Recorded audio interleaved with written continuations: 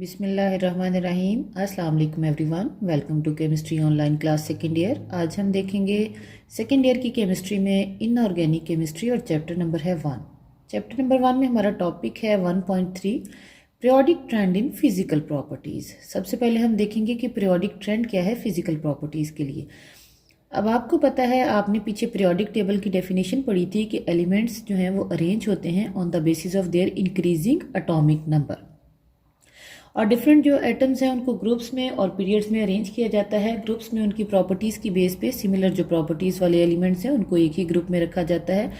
अब आपको पता है कि डाउन द ग्रुप जो है वो जैसे जैसे हम डाउन द ग्रुप या अलॉन्ग द पीरियड चलें तो एटॉमिक नंबर जो है वो इंक्रीज करता है। प्रोटॉन का न्यूक्लियस के अंदर जो नंबर है वो इंक्रीज करेगा, इलेक्ट्रॉन आउटर शेल में इंक्रीज करेंगे। इसका मतलब क्या हुआ कि फिजिकल और केमिकल प्रॉपर्टीज दोनों जो हैं वो वेरी करेंगी। ठीक है, अब हमने देखना है कि उनका ट्रेंड क्या है। सबसे पहले जो फिजिकल प्रॉपर्टी हम देखेंगे वो है एटॉमिक साइज। एटॉमिक साइज में दो आ जाएगा, एक है पहला है एटॉमिक रेडियस और दूसरा है आयनिक रेडियस। सबसे पहले हम देखेंगे एटॉमिक रेडियस। अगर आपको याद हो, आप पहले भी पढ़ चुके हैं कि एटम जो है ये बहुत ही स्मॉल पार्टिकल हैं। हम इनको आम आंख से तो दूर की बात है, जो हाई पावर ऑप्टिकल माइक्रोस्कोप है उससे भी नहीं देख सकते। तो इसका मतलब ये हुआ कि हम उसकी बाउंड्री जो है वो फाइंड आउट नहीं कर सकते। अगर आपको याद हो, पहले आप पढ़ चुके थे कि एटम के साइज की डेफिनेशन फर्स्ट ईयर में भी आपने ये पढ़ी थी और मैट्रिक में भी ये पढ़ी थी कि ये है सपोज न्यूक्लियस। ये हमारे पास आ जाएगा न्यूक्लियस फर्स्ट शेल और ये है सेकेंड शेल। ठीक है, न्यूक्लियस से आउटर मोस्ट शेल का जो डिस्टेंस है ये क्या कहलाता है? Atomic radius according to lower level. ठीक है, लेकिन बाद में अगर आपको याद हो, आप लोग पढ़ चुके हैं कि यहाँ पे जो इलेक्ट्रॉन है, इलेक्ट्रॉन की वेव लाइक प्रॉपर्टीज भी है। ठीक है, इलेक्ट्रॉन इस तरह से मूव कर रहा है। इसका मतलब क्या हुआ कि इलेक्ट्रॉन की तो वेल डिफाइंड बाउंड्री नहीं है। जो ऑर्बिटल यहाँ पे जिस ऑर्बिटल के अंदर इलेक्ट्रॉन है उसकी तो वेल डिफाइंड बाउंड्री नहीं है। तो इसका मतलब ये हुआ कि हम एटम का साइज प्रिसाइजली कैलकुलेट नहीं कर सकते। ठीक है, अब साइज को मेजर करने के लिए फिर डिफरेंट टेक्निक्स अपनाई गई। उन टेक्निक्स में क्या था? उन टेक्निक्स के जरिए हमने एटॉमिक रेडियस फाइंड आउट किया। अब एटॉमिक रेडियस कैसे फाइंड आउट करेंगे?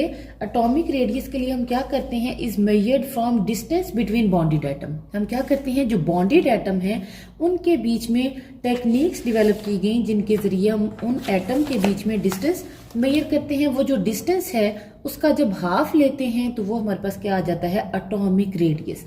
अब देखें, एटम जब कोई भी कोवेलेंट बॉन्ड बनता है तो कैसे बनता है? Due to sharing of electron. अगर हम सपोज कर लें कि ये भी हमारे पास हाइड्रोजन का एटम था, ये भी हमारे पास हाइड्रोजन का एटम था, दोनों एटम सेम होने चाहिए शुरू में। ठीक है, अच्छा जी, अब होगा क्या? ये एटम और ये एटम दोनों एक दूसरे के पास आएंगे। अगर हम सपोज कर लेते हैं कि ये हमारे पास है हाइड्रोजन के एटम, तो हाइड्रोजन का एटॉमिक नंबर है 1। ठीक है, इसका मतलब इनके पास एक प्रोटॉन है और एक इलेक्ट्रॉन है।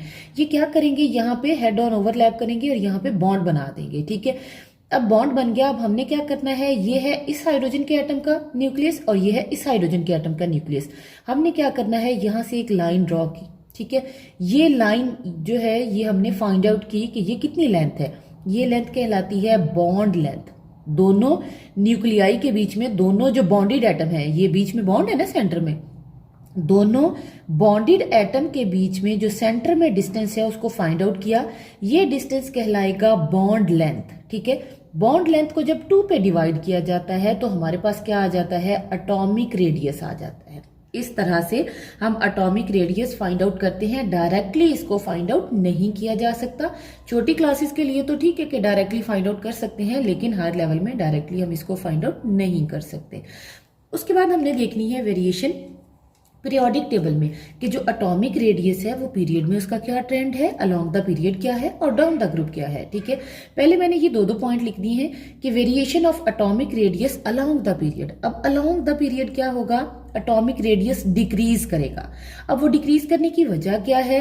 Increase in nuclear charge. Nuclear charge increase करेगा या न्यूक्लियस के अंदर प्रोटॉन इंक्रीज करेंगे। ठीक है, दूसरा क्या है? Electrons are added in the same shell. Main जो काज है वो ये वाला है कि इलेक्ट्रॉन उसी शेल के अंदर आ रहे हैं। ठीक है, अच्छा जी, इसकी वजह से इलेक्ट्रॉन के ऊपर जो न्यूक्लियस की अट्रैक्शन है वो ज्यादा हो जाती है। इस मेन फैक्टर की वजह से साइज डिक्रीज करता है। सेकंड जो पॉइंट है वो है variation of atomic radii along down the group. ठीक है, कि ग्रुप में कैसे, ग्रुप में है ये, ठीक है, और अलोंग द पीरियड होती है हॉरिजॉन्टल लाइन, और ग्रुप क्या है, वर्टिकल। अच्छा जी, अब एटॉमिक रेडियस इंक्रीज करता है डाउन द ग्रुप। पहले वाला फैक्टर सेम है, इंक्रीज इन न्यूक्लियर चार्ज, चाहे आप डाउन द ग्रुप जाओ, अलोंग द पीरियड जाओ, न्यूक्लियर चार्ज हमेशा इंक्रीज होना है, ये कभी भी डिक्रीज नहीं हो सकता। सेकेंड जो फैक्टर है वो क्या है, increase in number of shell. अब साइज बढ़ेगा, उसकी मेन वजह क्या है, नंबर ऑफ शेल इंक्रीज करने से। अब इसको हम देखेंगे कि ये किस तरह से इंक्रीज करेंगे। यहां पे मैंने लिए हैं, ये मैंने देखे अलोंग द पीरियड ये लाइन ड्रॉ कर दी है, डाउन द ग्रुप मैंने ये लाइन ड्रॉ कर दी है, ठीक है। अब हमने लेना है सेकंड पीरियड, क्योंकि फर्स्ट पीरियड में 2 ही एलिमेंट है, हाइड्रोजन और हीलियम। हमने लेना है सेकंड पीरियड, सेकंड और थर्ड दोनों में 8 एलिमेंट है। सेकंड पीरियड स्टार्ट होता है लिथियम से, lithium, beryllium, boron, carbon, nitrogen, oxygen, fluorine और नियॉन, ठीक है। ये हमारे पास है सेकंड पीरियड में। अगर हम देखें एटॉमिक नंबर तो हम कहते हैं अलोंग द पीरियड इंक्रीज करेगा, ठीक है, डाउन द ग्रुप भी इंक्रीज करेगा, दोनों केसेस में एटॉमिक नंबर वाला आएगा। अब देखें लिथियम का है एटॉमिक नंबर 3, ब्रिलियम का 4, बोरोन का 5, कार्बन 6, नाइट्रोजन 7, ऑक्सीजन 8, फ्लोरीन 9 और नियॉन कितना है, एटॉमिक नंबर 10 है, ठीक है। अब ये तो था आपके पास एटॉमिक नंबर। अब ये नीचे मैंने लिखा है कि एटॉमिक नंबर एक्चुअली शो किसको कर रहा है, ये नंबर ऑफ प्रोटॉन या इलेक्ट्रॉन, इन दोनों की तादाद को शो करता है, क्योंकि atom on the whole neutral है, तो जितने प्रोटॉन होंगे उतने ही वैलेंस शेल के अंदर क्या होंगे, मतलब टोटल शेल्स के अंदर क्या होंगे, इलेक्ट्रॉन होंगे। न्यूक्लियस के अंदर जितने प्रोटॉन है, शेल्स के अंदर उतने ही इलेक्ट्रॉन होंगे। और एटॉमिक मास किसके इक्वल होता है, प्रोटॉन प्लस न्यूट्रॉन, दोनों को प्लस करके किया जाता है। अब जरा आप देखें, अगर हम देखें, हम कहते हैं कि अलोंग द पीरियड क्या होता है, साइज डिक्रीज करता है। मैंने आपको बताया कि इस फैक्टर का इतना इफेक्ट नहीं है, इंक्रीज इन न्यूक्लियर चार्ज का। फैक्टर किसका इफेक्ट है, electron are added in the same shell. अब ये है सेकेंड पीरियड। सेकेंड पीरियड का मतलब क्या है, अब आपको पता है कि शेल को कंप्लीट करने के लिए कितने इलेक्ट्रॉन चाहिए, पहले शेल को 2, बाकियों को 8 चाहिए होते हैं, ठीक है। अगर हम बात करें यहां पे लिथियम की, तो लिथियम के पास प्रोटॉन कितने हैं, 3। वैलेंस शेल की बात करेंगे, वैलेंस शेल में इलेक्ट्रॉन कितने हैं, 1, क्योंकि अंदर वाले पहले शेल में 2 इलेक्ट्रॉन आ गए, बाहर वाले शेल में कितने आ गए हैं, 1 इलेक्ट्रॉन आ गया है, ठीक है। अच्छा, उसके बाद अगर हम ब्रिलियम की बात करें तो अंदर वाले शेल में 2 इलेक्ट्रॉन, बाहर वाले शेल में 2 इलेक्ट्रॉन। बोरोन एटॉमिक नंबर 5, अंदर वाले शेल में 2 इलेक्ट्रॉन आने हैं, बाहर वाले शेल में कितने हो जाएंगे, 3 इलेक्ट्रॉन हो जाएंगे, ठीक है। अगर कार्बन की बात करें, अंदर वाले शेल में 2 इलेक्ट्रॉन, बाहर वाले में कितने हो जाएंगे, 4 इलेक्ट्रॉन हो जाएंगे, ठीक है। इसी तरह से so on number of electron बढ़ते जाएंगे। आप देखें जरा, यहां पे अगर आप देखो प्रोटॉन, यहाँ पे 3 पॉजिटिव चार्ज न्यूक्लियस पे न्यूक्लियस के अंदर जो है ये अट्रैक्ट कर रहे हैं 1 वैलेंस इलेक्ट्रॉन को। यहाँ पे 4 है प्रोटॉन कितने हैं, 4, ये अट्रैक्ट करेंगे 2 वैलेंस इलेक्ट्रॉन को। शेल वही है, शेल सेकंड वाले में इलेक्ट्रॉन ऐड हो रहे हैं, ठीक है। यहाँ पे है टोटल बोरोन के केस में 5 प्रोटॉन, और ये 3 वैलेंस शेल के इलेक्ट्रॉन पे अट्रैक्शन लगा रहे हैं, ठीक है। यहाँ पे कार्बन के केस में है हमारे पास 6 प्रोटॉन, और ये 4 वैलेंस शेल में इलेक्ट्रॉन है, उन पे फोर्स लगा रहे हैं। इसका मतलब क्या हुआ कि जैसे जैसे न्यूक्लियस के अंदर प्रोटॉन का नंबर बढ़ेगा, पॉजिटिव चार्ज बढ़ेगा, न्यूक्लियस की अट्रैक्शन इन चारों पे ज्यादा होती जाएगी। जब ज्यादा होती जाएगी तो इसका साइज कम होगा, जब चीज को अट्रैक्ट करें तो उसका साइज ऐसे कम हो जाता है, कंप्रेस हो जाएगा, ठीक है। इसका साइज कम हो जाएगा, इसीलिए हम कहते हैं कि साइज क्या करता है, डिक्रीज करता है, या रेडियस डिक्रीज करेगा अलोंग द पीरियड, ठीक है। अच्छा, उसके बाद अगर हम बात करें डाउन द ग्रुप की, तो डाउन द ग्रुप मैंने आपको बताया एटॉमिक नंबर इंक्रीज करना ही करना है। एटॉमिक नंबर इंक्रीज करने का मतलब क्या है कि हमारे पास न्यूक्लियर चार्ज बढ़ रहा है, increase in nuclear charge. Second factor में भी यही आएगा कि न्यूक्लियर चार्ज हर जगह पे इंक्रीज कर रहा है, चाहे पीरियड में मूव करो चाहे ग्रुप में मूव करो। अब सेकंड फैक्टर कौन सा है जिसके अकॉर्डिंग डाउन द ग्रुप जो है वो साइज इंक्रीज करेगा, वो है increase in number of shell. अब जरा देखें, लिथियम के पास थे 2 शेल, ठीक है। अब बात करें सोडियम की, एटॉमिक नंबर है 11, पहले शेल में 2 इलेक्ट्रॉन, दूसरे में 8 और तीसरे में आ गया 1, नंबर ऑफ शेल बढ़ गया, ठीक है। अगर हम बात करें पोटाशियम की, तो पोटाशियम में नंबर ऑफ शेल हो गए 4, यहाँ पे 3 थे, यहाँ पे हो गए 4, रुबेडियम में हो गए 5।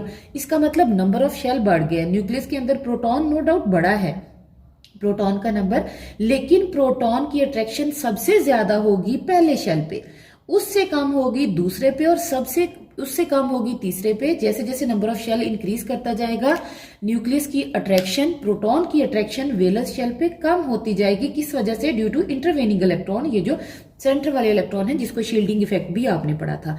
तो हमारे पास साइज जो है वो इंक्रीज करेंगे, क्योंकि न्यूक्लियस होल्ड नहीं कर सकता इतना स्ट्रांगली किसको? वैलेंस शेल को। तो साइज इंक्रीज कर जाएगा, साइज इंक्रीज करेगा तो automatically down the group sizes increase करेंगे, अलोंग द पीरियड साइजेस क्या करेंगे? डिक्रीज करेंगे। अब ये वाला जो ट्रेंड है ये सबसे ज्यादा ये ऑब्जर्व हुआ है वो है लेंथेनाइड के केस में, और इसको बोलते हैं लेंथेनाइड कॉन्ट्रैक्शन। अब लेंथेनाइड कॉन्ट्रैक्शन क्या है कि लेंथेनाइड जो कि बॉटम में पड़े हुए हैं एक्टिनाइड से ऊपर, उनमें क्या है? डी और एफ ऑर्बिटल इन्वॉल्व हैं। अब उनके अंदर जो इलेक्ट्रॉन का जो साइज है एटम का, न्यूक्लियस की अट्रैक्शन बहुत ज्यादा हो जाती है, साइज बहुत कम हो जाता है। तो साइज कम होने से क्या होगा? इनका साइज कम होगा तो हम कहेंगे कॉन्ट्रैक्शन हुई है, इसको क्या बोलेंगे? लेंथेनाइड कॉन्ट्रैक्शन बोलेंगे जी। उसके बाद ये था जी हमारा आज का लेक्चर। अगर अच्छा लगा हो इसे लाइक जरूर कीजिएगा, अपना ख्याल रखिएगा, अल्लाह हाफिज।